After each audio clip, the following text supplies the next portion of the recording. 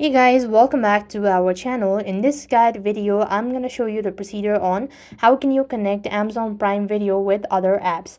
If you want to connect Prime Video to other apps like Movie Anywhere by linking your account through the retailer settings or connecting to other devices by using login with Amazon option or casting with Wi-Fi network as well. So basically, you could see or you could just open up your Prime Video application onto your device.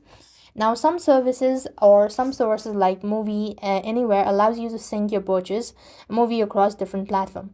So you could go to settings section of the third party app like Movie Anywhere you wish to connect,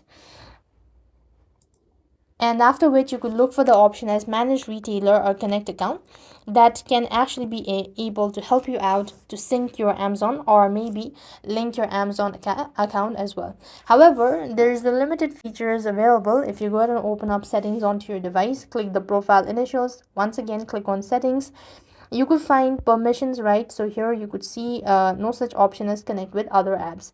So basically you could connect with Amazon service itself but not other applications. Likewise, in some cases third-party application might be helpful but might not be a reliable source, so you can just go ahead and check that out as well.